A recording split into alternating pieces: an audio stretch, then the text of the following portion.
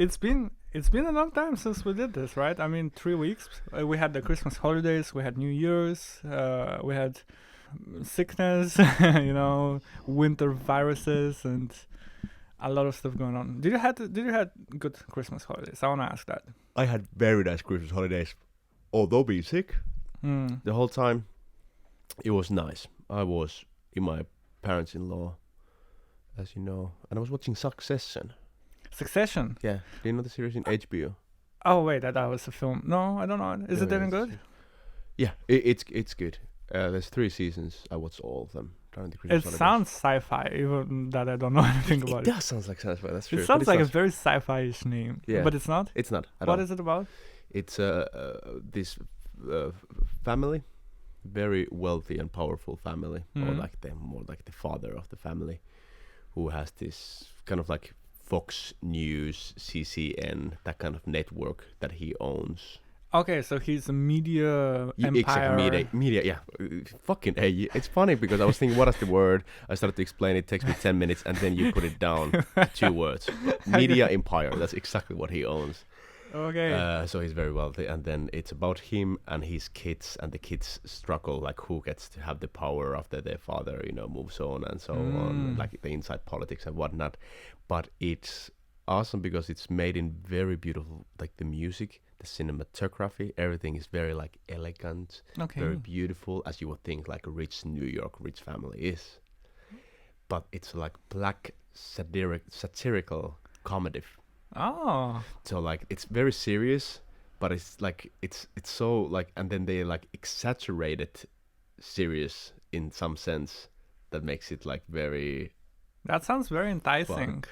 Yeah, it's very funny, but I feel like you need to know, like, if you would start to watch it as a foreign who not like doesn't understand American culture and like English language, it could take you a long time to understand that they are actually joking quite a lot of time, or like it's made to be funny in some way. Is it set in modern times? Yeah, it is. Oh, okay. It sounds very enticing. Actually, yeah, I love the idea about a comedy essentially that's shot very seriously and very dramatically, because this contrast actually makes it very funny. Yeah, exactly. Even though, that was the funny part, I think. But it wasn't like comedy.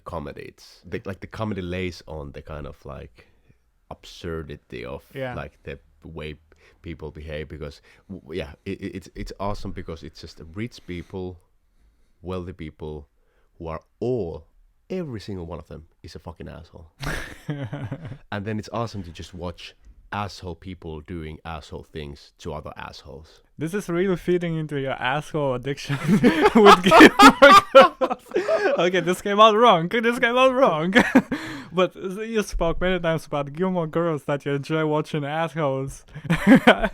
That is very true. Okay, sorry I said you have an asshole addiction. No, it's 100% true and valid point. I have a thing for those holes, but it's, usually you watch like bad people doing bad things for good people, and that's unsatisfying. But when you watch bad people doing bad things to bad people, it's nice. Give me more, and you don't really care. Just hurt each other, fuckers. I have a thing for assholes. Did you watch all 3 seasons or just one? I watched all 3 seasons. Yeah. Okay, so you went to visit your parents-in-law and you just watched TV all the time. Yeah, right. But I was sick, so I didn't want to hang out all day. Were you sick for the entire vacation? Yeah. Even New Year's? Even New Year's, and I still have some buggery in my throat and whatnot. Boo-hoo! Feel sorry for me. Thoughts and prayers. Yeah, thoughts and prayers, right. Everyone, please donate on PayPal. Yeah. Send me thoughts and prayers. Do you remember when you were a kid, you bought albums, right? Like CD albums, like Limp Bizkit and Linkin Park and whatnot? I actually didn't do that. I pirated all my shit. Oh, you did? Yeah. But that was like, wait a minute, that couldn't be, like, pirating wasn't a thing at the time when we were kids, or at least when I was a kid, and you're not that much younger than I am. Well, I got a computer kind of late, I think, compared to other kids. So I would say, like, I might have gotten a computer 2008, 9-ish. Well, you were super old already at that time. Yeah, I think I was maybe like, I don't know, I don't want to do the math, but yeah, kind of like, Great. I don't want to embarrass myself. But yeah, so I think at that point, yeah, I mean, also, I mean, to be fair, in Bulgaria in those days, I don't know, we were pirating a lot of shit. So can we just stop to trash talk each other's countries? Yeah. The fact is that I know nothing about Bulgaria. That's already trash talking. You're off to a good start. But yeah, sorry, I know nothing about Bulgaria. Wait, there was something we were talking. No, sorry, I was supposed to ask when you were 6 or 7. Yes. What did you listen to, and from where? No, yeah, I was kind of listening to whatever was on TV, like the Bulgarian TV, right? Yeah, we have our own music, but then it was not cool to listen to that one for boys because it was like, all the girls listen to that, so it's stupid. But I would just listen to whatever MTV was playing. You can say that. Okay, so American popular music. Yeah, I would listen to American pop music. Okay, so Limp Bizkit and Linkin Park and Korn. Yeah. Imagine if I'm like, Linkin Park? Which park is that? Is that like next to Central Park? Limp Biscuit? Is that like you eat it like a biscuit? No, yeah. Okay, well, fuck, this is not going anywhere because I just wanna, follow you to admit that you have had albums. Since you haven't had those CD albums when you were a kid, the whole thing that I'm saying here doesn't make any point because we cannot share the experiment.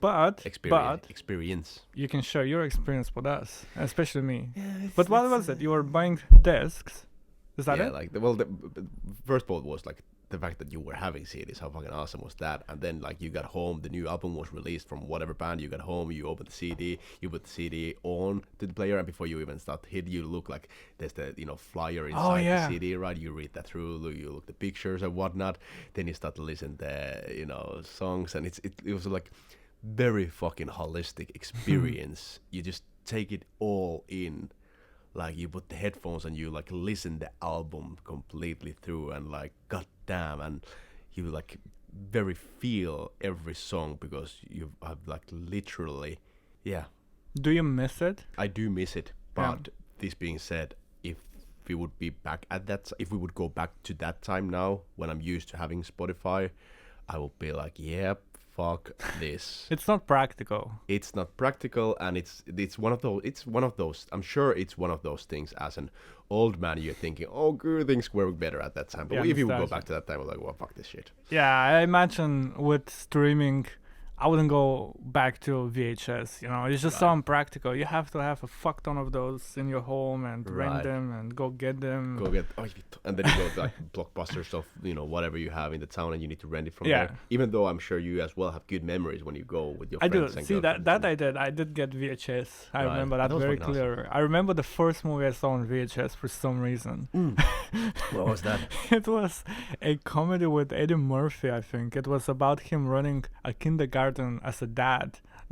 Stay-at-home dads were running a kindergarten, and it's your very classic early 2000s comedy with, I'm pretty sure it was Eddie Murphy.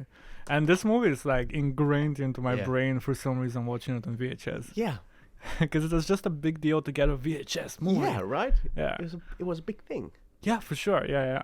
It kind of made it a little bit more special. It made it an event at home. Like, oh, we got the film. We rented the film, there's no ads in it. Right. This is something that I think I was thinking recently that it's the same thing what you just said, that you maybe remember it as a little bit of a nostalgia that you miss it, but in reality you're kind of happy it's not a thing anymore. But I just remember as a kid watching a movie on TV, and then there would be the commercial break in the middle, which in theory should be very annoying, but I low-key miss it. I don't know why. It's just there was something about it that there's there's 5 minutes commercial break. Right. Go grab a snack. Something like that. There was just something about it. I don't know, and I feel like it's funny to think about that. People will not experience anymore. So true. Yeah. To be fair, Netflix introduced the one with breaks for ads. They did, and it was shut down, was it? I think it's still a thing. I mean, people hate it, of course, but I don't know if the ads are only in the beginning, like YouTube videos, or they're also in between the movie. But maybe that will bring back my nostalgia. Well, how would you feel if Netflix would now put ads to their movies, midpoint or start? Even that doesn't matter if rolling or... I think it would kind of suck. I don't know. I mean, I think the whole selling point is that it's a cheaper plan, and then it's supported by the ads. So on Right. your end of the deal, you pay less. But I don't know if you pay less enough. I think it's still kind of pricey. Maybe if it was like really cheap, and then. But it's already so fucking cheap, right? Well, yeah, I guess, unless you're a cheapskate like me. No, yeah. But I don't know how I would feel about it. Depends also on the ads. You know, some ads are better than others. Maybe if they promote movies or maybe play a trailer Like or something trailers, like yeah. that, maybe that would make it a bit less annoying. But I don't know, if it's just like some really annoying ads and it's 30 seconds long, and might kind of like sour the experience. Yeah. Are you cool with those if they appear? I think I wouldn't be. I wouldn't be cool. I would just unsubscribe. Well, that's impossible because I'm not subscribing at the moment. I'm just watching my girlfriend's account. I guess I would not subscribe at all. You unsubscribe her account. yeah, right. But the thing is that I think because I've been already introduced to have the platform without ads, and if they would now add the ads, Yeah. I would not like. Even if they say like you can have it for free, it's like it's very little money that I pay for this for 1 month, so I'm okay to pay this if I don't have the ads. Yeah. It is a little bit though like YouTube, because back in the day they did not have the video ad before the video. And I actually remember, I think it might have been 2012, like around there. Yeah. I remember when they introduced it. Can you say again? They didn't have ads before the video. Yeah, the actual video ads. It was not a thing. They only had the little banner Okay. under the video. Right. Okay. So I remember when they started doing it and people were outraged. And I remember myself, I was, clicking on the video and suddenly there's like a video ad before my video. I thought it was very strange. Right. I just thought like it's crazy. And then everyone just got very used to it. I honestly, at this point, I don't even mind YouTube ads. I'm just so incredibly used to it. Should probably get YouTube Premium just because I'll probably save hours considering the amount of YouTube I watch. Yeah, that's the thing. When Premium came, I was like, who the fuck is gonna have that? But now it makes sense. Like, and I think that's almost a little bit scary when new things is introduced and everybody hates it, and I think for a good reason. Yeah. Because like I would think Netflix. Well, I don't know. Maybe there's a thought behind that. If Netflix actually adds ads, they get more revenue, they get more money, and they could make more quality stuff, which could mean that they actually make one good film a year. It's a lot big. No, that was Shots fired on Netflix. Yeah, exactly. I guess Netflix has good movies. I guess this podcast is not going to be sponsored by Netflix. Right, unless they have self-irony, which I would appreciate. Anyway, I have just a million thoughts coming to my head at once. But my point is here that everybody hates something that happens at first, and then they get used to it. It's very often when companies, especially large ones, they rebrand or redesign something. I guarantee you 9 out of 10 times people hate the change, regardless. When Instagram changed their logo to the colorful one, people hated it. Oh, yeah? I thought it was cool. And now if you look at the old one, it looks crazy outdated. And you wouldn't think it's up to the current standard of graphic design. I remember when YouTube changed their logo. People hated it. Yeah. I thought it was modern and sleek, right? Yeah. And now no one cares, no one minds it. And if they suddenly put the old one back, everyone will think it's ugly and outdated, right? Very retro or whatnot. Very retro. Yeah, I just think people automatically hate changes. Yeah.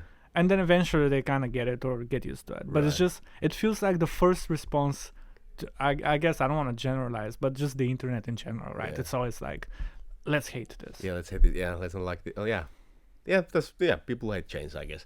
And then, who even remembers now, except you, but that's because you're a very different human species. Because you're a fucking nerd. Like YouTube logo or Instagram, who even remembers those old ones? Like, it doesn't actually matter. Yeah. So you change something, people are mad, and you're like, well, fuck this shit, I'm just gonna go outside and smoke a cigarette, and when I come back, it's all good again. Yeah, it doesn't matter.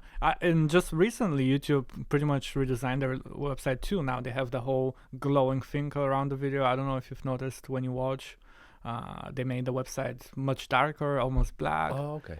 Have you noticed this no, thing? no. It's like when you play a video, it's glowing the colors around the video. Oh, okay. It might have been like you didn't even notice when they wrote it out. No, I didn't notice. But if you look, I don't know, before this design, now it's starting to look like a bit outdated. Like this new one feels more modern. And, okay.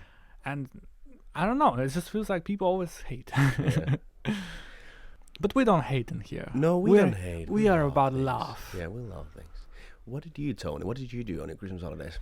I also did the same thing like you. We're basically two foreigners visiting our Danish parents-in-law. And I went very far north in the country. It was good. It was good times. I was there for 3 days, and then each day we visited different arm of the extended family. But it was fun. It was good times. I got to practice my Danish a little bit more, which was fun. How is your Danish now? Did you feel like you understood everything or most of it? Or? Yeah, I would say I'm conversational. Yeah. I don't speak too fancy, but I can hold a conversation. You can. Okay. I just need a better dictionary. I need to learn more words and expressions. Right. But I would consider it an alright Danish. I think actually it would be very easy for you and me to talk Danish, much easier than native ones, because we both have an accent. And it would be easier for us to understand each other. Yeah. I agree. How good would you say is your Danish? Conversational as well. Okay. If you rate it from 1 to 10, what would you say? 10 being native. Native. Oh, okay. Well, if 10 is native, then I would say 5. Okay. Yeah, because I'm about there too, yeah. Yeah. I still have a long way to the native, but... Yeah. But... I actually said but without knowing what I'm going to say next. You just want to say out body parts. Yeah. I want to share with you an experience I had. I mean, you know a little bit about it, but... so I got to speak to someone. Oh, yeah. I want to share some juicy stuff. Who is this someone? I'm not gonna reveal who that person is because I don't know when this podcast will be out. But for a video for Tony's Film Club, I got to speak to someone for the first time. You know, there's a special guest coming from the industry, and I just want to talk to you about that experience because it was very exciting. A little bit of context: he's a producer from the industry. I mean, basically Hollywood. He works on some massive movies. He has a huge blockbuster coming out this summer. I'm talking A+ level stuff, right? Very big movies. And I reached out to him, called him essentially. I said, hey, I ain't got nothing to offer. I got no subscribers. I got no views. But I really want to talk to you about this specific thing. That he was the right person to talk to. So you just like sent him an email. Actually, a Reddit message because I saw him on the same film subreddit that I frequent, and I was like, "There's no fucking way that this guy is on Reddit when he could be doing literally anything else." But it turns out he's a big Redditor, and I mean, we also met on Reddit, me and you. Yeah, we did. So I guess Reddit could be a very nice place. There's a lot of industry people in Reddit. Yeah, if you use it right. Yeah, and I reached out to him, so I said, hey, this is me, this is what I do. I was very open and honest. I said, you know, I don't have any huge promotion or views or anything like that, but there's this specific thing that I want to talk to you about. I think it would be really interesting. Are you down? Right. And he just went back to me, like, straight up. He said, yeah, absolutely, like, why not? Let's do it. And then the deal was that I would use no more than 25 minutes of his time because, I mean, let's be honest, the guy is really busy. And we ended up talking for more than an hour just because the conversation was so interesting. Right. And that was crazy. That was such an interesting experience to because it felt real. It felt like, hey, I make videos about the film industry all the time, and I got a real life touch point with it, and it just felt almost surreal. I was gonna say, that's very nice of you. Like, you notice or like recognize that he's busy, so you wouldn't want to take more than 25 minutes of his time, right? How come when we agree on a time, you're always at least 30 minutes late? I was late for that one too. No, I was not. That's probably the one time in my life when I was very clear about not being late. Yeah, that makes sense. When the person actually matters to you. Fair enough. Yeah. Can you say, like, the message? I think this is very interesting. The message that you sent him, like, it was just, what do you call, like, cold call. Yeah, exactly. Yeah. Cold call. So when you did that, was it like, did you make sure that it's short enough?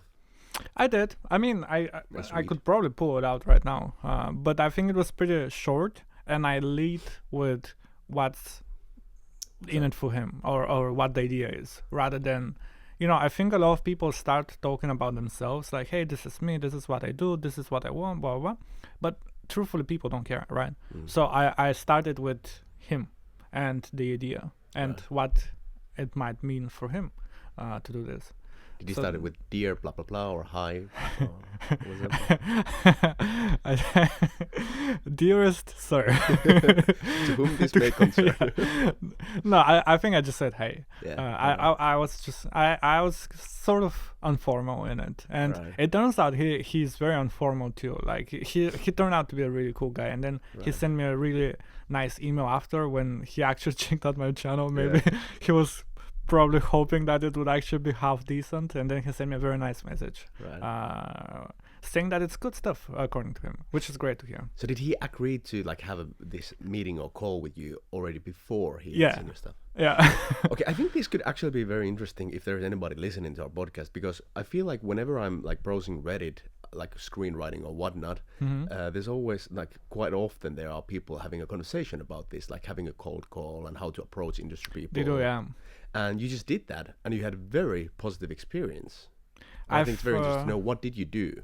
Yeah, maybe we can talk a little bit about this. Yeah, because I've done this quite a few times before, with good success, I would say. Basically, reaching out to people cold and offering to do stuff. And you're very good at that. This has led me to film music videos for some pretty big artists. It led me to travel. Jay-Z.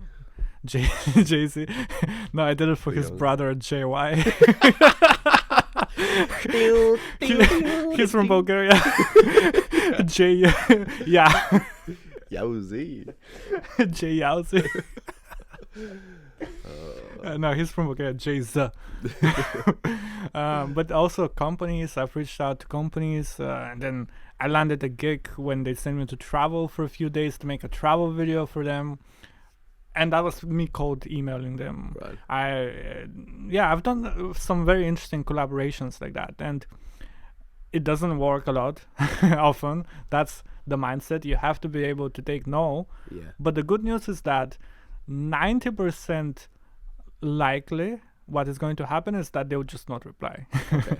So who cares? Right. So either they don't reply, and if they reply, they most. Yeah, I would say it's more likely that they will not reply. Than to say no to you. Right.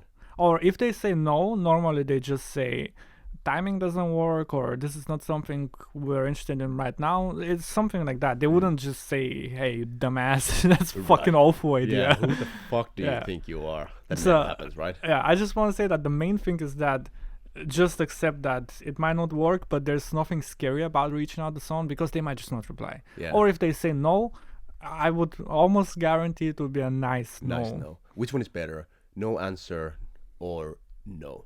I would prefer a no, because that is still some sort of communication. Right. Polite to just notice that. Yeah, we saw your message. Yeah, I think it was someone who said, don't know who, but someone said that the best answer you can get is yes, and the second best is a quick no.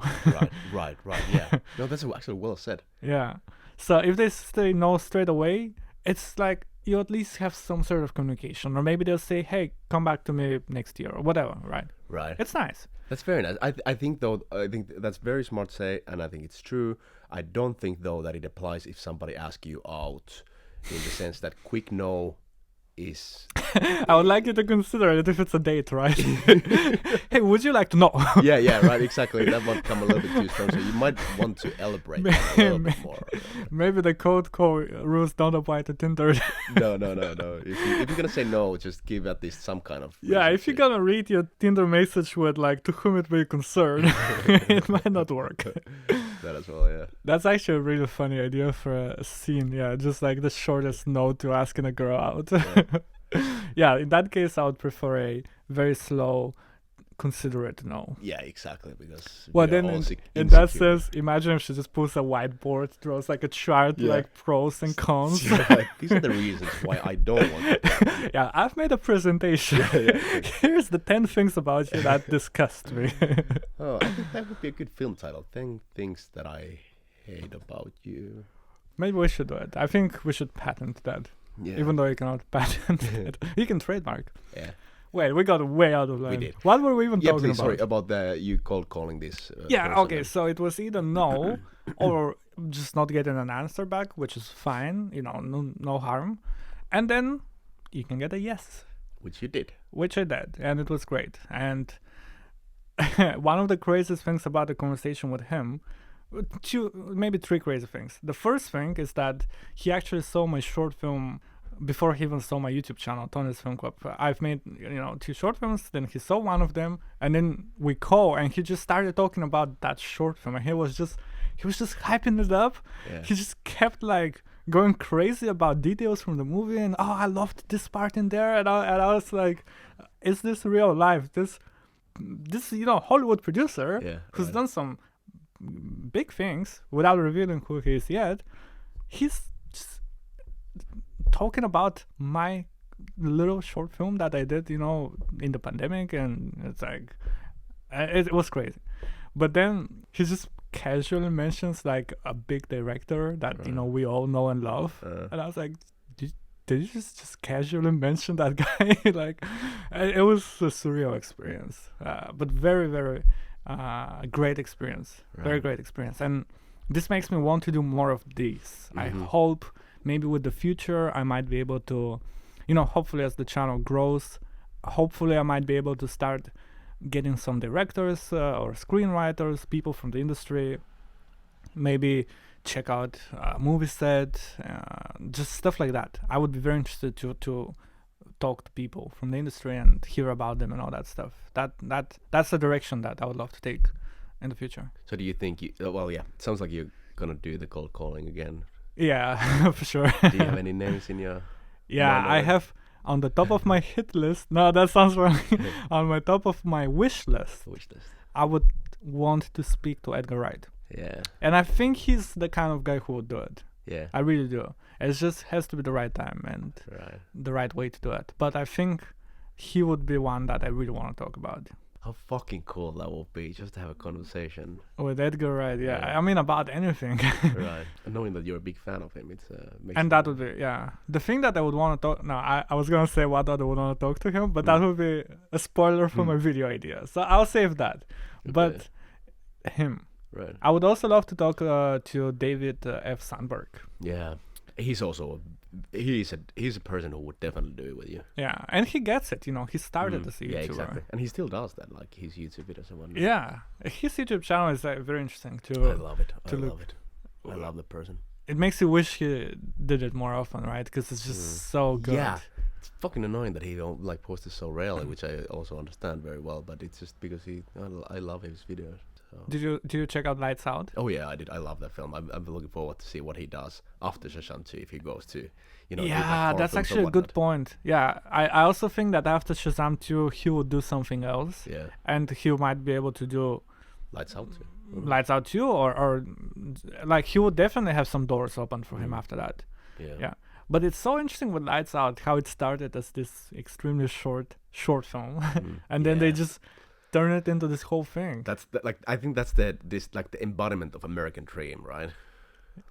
You do such a small thing that is something that seemingly everybody could do, which obviously is not true. You obviously need to be talented just like he is to actually pull a short film like that. Yeah. But seemingly something that everybody could do, and then just become this fucking huge director. And then if you look at the videos he did about it, it wasn't easy either. No, with the whole moving from Sweden to America and money issues and uncertainty, and to still pull it off. And it's so crazy to think about that. He was never a director. I don't think he was even on a film set before that. Yeah, he wasn't. I mean, that's what he said in the interview as well, that he didn't know when to call action, right? Yeah. And it's so crazy that they still trusted him with that just because he has the vision. Right. I just can't get it in my head. Yeah, but it makes you think though that directing, all of those things, it's a lot of practical stuff that you can pick up fairly quickly, but it's a lot more about the actual storytelling and the vision for the film. So, but it's interesting how the camera operator would tell him that, oh, you need to do this, and people would just tell him what he has to do as a director. Right. Yeah, definitely vision. And also I think he must be a super awesome person in person as well. Yeah. Since he just had to make very fucking great impression when he met those guys who kind of gave him the green light to do that film, right? That's actually a great point. So he has made a very good impression to them, just like by his personality. Right? That is a fantastic point. It really is, yeah. Because he needs to. They must have seen that even though he's unexperienced, he's trustworthy and he's teachable. Right. I think it's important that he's teachable, and they made a bet on him. They really did. And I think it's a big fucking gamble when you think about like this guy is in Sweden. Yeah. He has never made any films, even in Sweden, with low budget, except his own like no budget films. Yeah. And they're like, we want you to come to the United States. We're actually gonna pay your tickets. And we want to fund a $5 million film that you're going to be directing. How fucking big gamble is that? So I think these guys who gave him the green light must have been geniuses to see the something in him. Whatever it is. And that's why I say seemingly easy, because, I don't know. And then he knocked it out of the park. Yeah. I mean, how crazy is that? Exactly. Good on him too, because it could have easily been. I mean, for every David F. Sandberg, I'm sure there's 10 others who did not make it that way. And maybe they did get the opportunity and completely flopped. Maybe it turned out a disaster. Right. So he definitely, maybe there's some luck into it, but he absolutely took that opportunity and did the most out of it. Exactly. Which makes me also think that not to take anything out from him, absolutely not. Makes me think that like what part of it is, because like there's so many people involved in the like making a film, and not also making the film, but also what comes to then like advertising and pushing the film to the audience and make sure that the audience comes to see the film and knows about it. Like those guys must have done great work as well. So what if you have made the greatest piece in cinema, like great film, and then it's just bad advertisement, bad timing, and you have no saying on that, specifically when you're in a position as David and Sandberg is, that you probably didn't have any saying on that. Yeah, even though he's the director, he wasn't at all, I assume. Because the producer of the film, he was a big name. He's a big name in horror. But yeah, you're completely right. Sometimes, movies are completely killed by the marketing or the lack of it. And of course, the opposite. Sometimes the worst movies get the most advertising out there. Like and that's how it is. That's what it is. So, can we go back to YouTube now? How do you feel? Yes, I want to hear about your recent, if you want to talk about it. But you pivoted. You changed something. Right? Yeah, I changed the title. I just want to ask you, like, a little bit more in depth. So, you had one title, and now it's branded as something else, right? If we don't want to mention it, it's from one thing to another thing. But why did you want to do that again? Right, I think it was just gut feeling. Yeah, a good feeling. The name was Everything You Need to Know About Life, and now it's just Adventurous Edward. And I think the whole point was that I like everything you need to know about life. I don't like the preachiness of it. Okay. And I wanted to like pivot from the preachiness in general to just more being like, because I have always disliked the kind of like life advices you get from people, random people, like, internet quotes and whatnot. It's just like, I don't know. Yeah, the beat up quotes like, don't give up. It's like, oh, cool. Thanks for telling me. Yeah, exactly. Like, unless you're like Muhammad Ali and comes up with something like, what is like dance like a butterfly, sting like a bee. Like, that's okay. And that's something that I appreciate to hear and awesome. But if you're not succeeded for whatever it is that you're doing, I really don't need to hear your life advice. Then it's a bit of an empty talk, right? Yeah, exactly. Okay. And I noticed that I was doing the same, because like I don't know anything about anything, and I was just speaking very broadly about everything. And I think I hate that myself, so I want to move away from that. Okay. I just want to say for the record, literally on the record, I really liked that, and I don't think you were preaching. So if you think that, I just want to give you perspective from an audience member, one of them, right? That I actually enjoyed ending of every episode because there was like a little more of the story. Right. I thought it was very nice. So I didn't feel like it was preaching at all. But of course, if you feel that way, then it makes it less enjoyable for you to make. Right. I appreciate that. I'm happy to hear. So maybe it's not as preachy as you think, Right. which would be good for you, right? If you think it's very preachy. So you rebranded. Did you had any second thoughts about doing it? You think no? Because it really doesn't matter. Like I don't have any followers, I don't have any views, so I'm just trying out things. I'm just gonna do based on my gut feeling. Yeah. And obviously I want to look the data as well, but the fact is that I don't have that much data. I almost have no data at all because nobody's watching it. So it's very hard to say what works and what doesn't in that sense. So it's like I'm just shooting from the hip and see what happens then. But that's the best time to experiment because you're just starting out. I agree, and I love it. I very much like it. Okay, so you feel better with the current situation and name and style and everything. I do, and it's just I like to, it gives the freedom of like what the whole purpose is to just do whatever you love to do, right? Yes. I think that's the fucking point in everything, or at least should be, and that's what I'm doing, and I think like if I would get more views or subscribers, I would be more careful. Yeah. Because I don't want to scare them away, and I don't think that's gonna be as healthy as it is for now. Because now it's just like I'm just gonna do what the fuck I want. I think also the people who end up following you and becoming fans of what you do, they'll do it for that reason, right? So if you suddenly start adhering to them all the time, you'll start losing your charm and spark. Yeah. So definitely stick to your guns, I think. Yeah, I agree. How do you feel? Because you actually have like decent amount of subscribers and views that you get. Do you have that voice in back of your head, like how is the audience gonna react to that? I must admit, yes, I do. That's quite natural. Yeah, but also I think this is just my personality a little bit. Even with the podcast, when we're talking about a podcast, I'm always conscious about, should we have an intro? Should we start with this? Should we one? And you're a little bit more like, hey, let's just roll with it and have a conversation. So it's just, I think it's how we're programmed.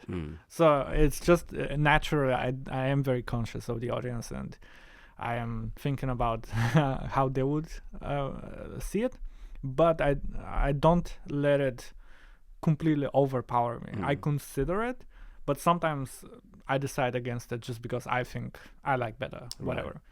Like say, in theory, if I do this, it would be better for the algorithm and it would be better for the audience, whatever. But I personally prefer it the other way, so I'll do it anyways. Okay. So I consider it, I think about it, but I don't always do it. Yeah. That's smart. That's a healthy approach. Or maybe it's dumb. It could have a much bigger channel by now if I didn't do it. Yeah, I mean, if that's what you're going for, then. Yeah. But to be honest, I definitely also do the same thing. Like when I think about like the title, like when I think about the titles and thumbnail, I only care about what is clickable. Now. No, exactly. Because you had some change of heart with this, like when you started, I thought it was such an interesting journey to see from when you started at YouTube to now, because when you started, you were not at all into the whole social media thing, YouTube thing, any of that stuff, right? Yeah. And you didn't care about the title being clickable or the thumbnail popping off or anything like that. I was like so intrigued because I've never seen something like that. I always watch those people on YouTube and discussions and all that stuff. I thought it was very interesting, very refreshing. But then I saw you slowly, make your way to it. And now it's like, okay, now I see. But if you think about my videos, then you had like a few videos really take off, right? Like really take off in my scale, because I have usually like 10 views. And the best ones got like 100 views. Well, I would say that's absolutely like, on when you consider your channel, that's a big deal. Yeah. I just gained like perspective, like when you say you like take off. Okay, fair enough. Yeah. Right, so like We're talking a little bit about it though. That with YouTube you are, life happens and we get busy and a lot of stuff going on. I mean, you have a few more stuff going on than me for sure. But is it the process still the same right now as when you started in terms of when you write the videos and when you edit them, as in like Did you optimize some stuff? Is some stuff easier now that you've done like 10 videos? Yeah, absolutely. Now it's just more like a machine when you go to actually make that. Okay. Does that make it a bit less enjoyable? Do you think it's just automatic process? Oh no, well the thing is that I have from the start I have liked writing, which I still does. Everything else is just kind of like something you need to do. Yeah. I feel like. So you're a writer at heart. at this stage. Yeah, absolutely. Yeah. Absolutely. Would it be an ideal world where you write it and then a team takes it and animates it and directs it and all that stuff? Absolutely, because I don't like that part at all. It's just if I could do, I would just write it, and then that's it. That's all I care. But it's interesting. I'm very curious to see, because you're so consistent. I mean, I envy your consistency. I'm interested to see if you've been doing this for a full calendar year. Yeah. Where are you gonna be at the end of that year? Me too. I'm not gonna quit. I'm definitely not gonna quit, even though it's sometimes very unmotivating when you post something that you have put some time onto making it and then nobody watches it. Yeah. It's a little like why I'm going through this whole song and dance, like whole the part what I don't like if nobody watches, because I could just be writing this for myself. Yeah. It's worth it though. It's absolutely the thing that you must go through. You cannot skip that step. Right. You have to. But I get your pain. Like sometimes, it's just you post it and it gets absolutely no traction, no nothing. It's a little bit punch in the gut. It's a definite punch in the gut, but the fact is that we all need to go through that. And when I say all, obviously there's few outliers who just got famous by the first video they ever made and they got super lucky, or they are super talented. Yeah. But most people. Yeah, most people, and that's why I say all. We all need to go through that. Whatever it is that we do, that's what we do, and that's the defining factor. If you quit at that point, that's it. Completely. Yeah. That's what makes the difference, right? But if you look at any successful person at any stage, right? I mean, read your Wikipedia page, biography, whatever. You'll see that they had that moment when they quote unquote made it big, but you'll see that there's years before that in any situation, in any case. Absolutely. David F. Sandberg is a very good example, because exactly. You could, if you just Google it, you could think that it's one night. Yeah, you'll be like, oh, he made Lights Out, and look that's at him. It. Yeah, exactly. One short film, that's it. Easy for him, yeah. Right, it's super easy, but it's fucking absolutely not the case. He has been working his ass off doing things. Yeah. To get to the point where he was good enough to make so good short film as Lights Out is. Yeah, and then think of musicians or comedians performing in co-ops for like 12 people and just doing stuff where no one listens, and then eventually they make that one song that blows up, or do one thing that blows up. Right. Same with YouTube. That's always I keep in my head. You need one video to do well, and you never know which one that one is gonna be. So you have to keep shooting until one of those hits. Right. Yeah, absolutely. But that was crazy with you, because the first one video that you published, I did it the opposite. That got a lot of attraction. Yeah. We're speaking about more than 10,000.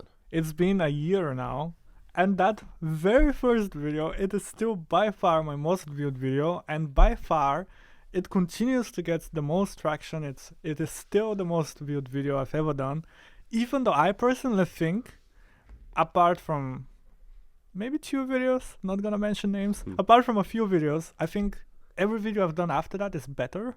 Personally, I think, especially my latest ones, I think are better in terms of pacing, in terms of how I deliver the voiceover and all that stuff. And they're not nearly as successful as that very first one, where in theory I didn't know what the fuck was I doing. Right. It was an experiment. It took me forever to make. And I don't know what happened. I don't know how the stars aligned for this one, but I've made it my mission just to beat it. I just want to get something out that will get more traction than this one, because it's the first one. It's in theory it's my worst one. It's the first one. Yeah. I don't know what it was for it. And it's been a whole year now, a full year, and it is still unbeatable. I mean, every time I go to my analytics, for an entire year, it is my most watched video for the last 48 hours. Do you think the fact that the first one was so successful, do you think that gave you the gas, the full in to actually continue doing it? I've been asking this myself, and depends on the day. I don't know the answer to, but I've been asking this. I was like, what if I made that first video and it got 6 views and that's it? Would I have continued? I really want to say yes. I absolutely want to say yes. But sometimes I'm not sure if I would. But absolutely, that first video doing so well straight out of the gate, it really put gasoline on the fire for me. And even though a lot of videos after that did not do as well, that one first video is still carrying me, right? So it's actually a great question to ask, because sometimes the answer is I'm not too sure. If I posted it and it had 6 views, what would have I done? Yeah, it's interesting to think about. Maybe it's just the luckiest coincidence that it was that one that blew up. And how much, like when I see your latest video, it didn't get that many views compared to other ones. What's your process like when you post a video? Like for example, with the latest one, did you try to push it outside YouTube? Normally, I wait maybe 2 or 3 days before I share it outside of YouTube, because I really want to keep it on the platform and get a lot of organic traffic. But if I see that at one point it's completely flatlining and it's getting no impressions, it's getting no recommendations, no one clicks on it, then in the process in my head is this could be either completely dead, or I could try sharing it outside of YouTube and give it a second life, or maybe get some new eyes on it. Yeah. So that's the process. And then I share it on my Twitter, I share it on my Instagram, and then on Reddit, on very, I don't spam, I really try not to, but on a very relevant places where the video would be great fit for the subreddit, then I share it. Right, smart.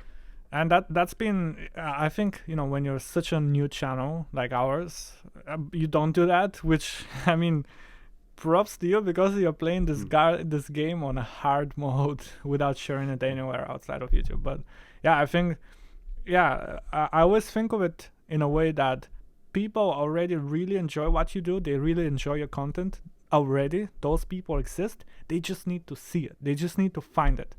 And Thanks, you need to find some way to reach them, because it's like you finding a movie, an old movie that you absolutely love, or old TV show, and you're like, how did I not know about this? So you've always loved it. You just needed to hear about it. Right. So that's the question when we're so new. How do we reach those people? Right. How we find the people. Yeah. And at that point, I just trust YouTube to find them. Yeah. Yeah, find them, and I think they know better than I do. It just might take some time. Exactly. For them to figure out who is the best audience for me and who because would be actually interested. The algorithm needs to figure out who you are. Right. They need to figure out what sort of videos you make, what is it about, who is it for. Yeah. And until the algorithm really knows this, it takes time until they find those people, and then they push the videos to them. And then it's another conversation about making them want to watch it and click it and all that. But it's a lot, right? It's a lot with the whole YouTube thing. Yeah, exactly. But at the same time, it's exciting and it's fun. It is exciting. Yeah. And the harder things are, the more, like, the bigger is the enjoyment and the, Hey, that was my Tinder bio. That was a good one. No, it's just if things comes easy, it's not enjoyable. Yeah, and as some people say, I think it also applies very much so to YouTube. Easy come, easy go. We see it all the time. Channels blow up shortly and then disappear in obscurity, either because maybe the creator wasn't ready for this large audience out of the sudden, or they wasn't as interested, or they didn't have them in them for whatever reason. Right. But we've talked about this before. I almost wish that I don't blow up suddenly. I would much rather, and I think you too, to have a very consistent growth. Yeah. Because that way, as your audience is slowly growing, so is your skill set, and so is your understanding of how it works, and all that stuff kind of matches nicely. Right. I actually 100% agree with you, and at this point I need to say that that is like, I work in finance as a demand planner, and that's actually very relevant to what I do as my profession. Yeah. To kind of track the demand. I think this goes hand in hand with that one, to find a consistent, like, audience that consistently watches your videos, knowing that whenever you put a video out, it gets, let's say, 5 million views. and it's on that rate. And then there's the outliers, the people who find your video and maybe don't like it, and those play like, let's say 1 million views, goes up and down because, you know, depending of how good the thumbnail was. So 5 on average, 4 to 6.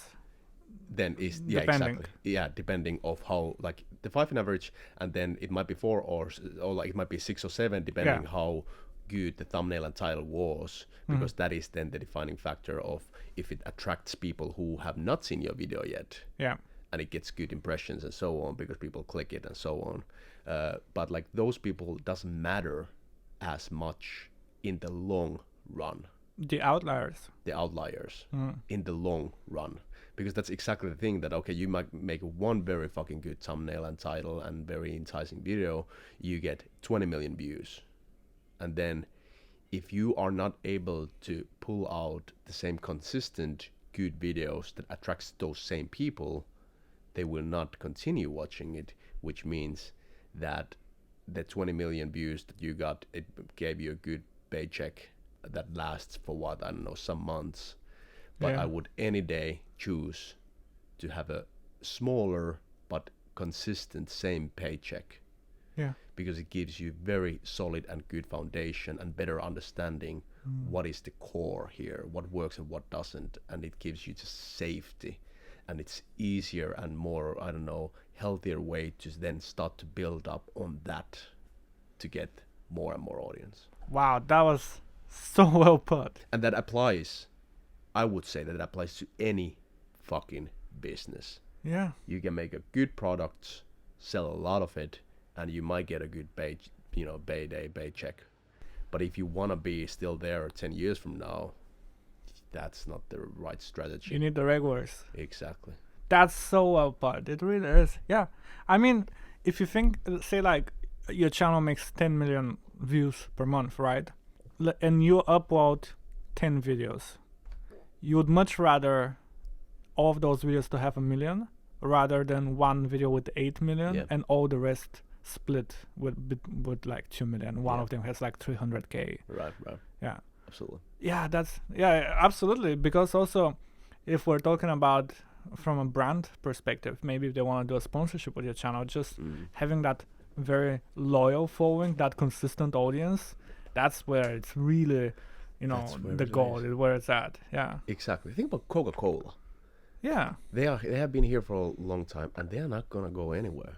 They have a very fucking solid, I don't know how the saying goes, but they have a like very solid foundation on all of our lives. Yeah. And it's just kind of like fooling itself. It just runs itself. Yeah. It's not like a product who, like say a fidget spinner, right? Yeah. Like, That's a good example. It goes completely viral. Everyone has a fidget spinner, and then you think like, oh, I'm gonna make a fidget spinner company. Right. Exactly. Kill it for 3 months, and then your business is gone. Which like that's also a great way to make money. But it's definitely not the long game. So if you want to make a long run with this one, then it's better to make a product that actually stays there. So in the same way, we are doing YouTube for the long term. Like we're in it as a marathon. We're not sprinting. That's why we're okay with building the audience slowly, but a nice, strong foundation. Yeah, exactly. That was a fantastic conversation, honestly. Is this it? I think so. Okay. Goodbye. You have a closing remark. Go. That's it. Okay. Bye-bye, everybody. Bye. Bye-bye.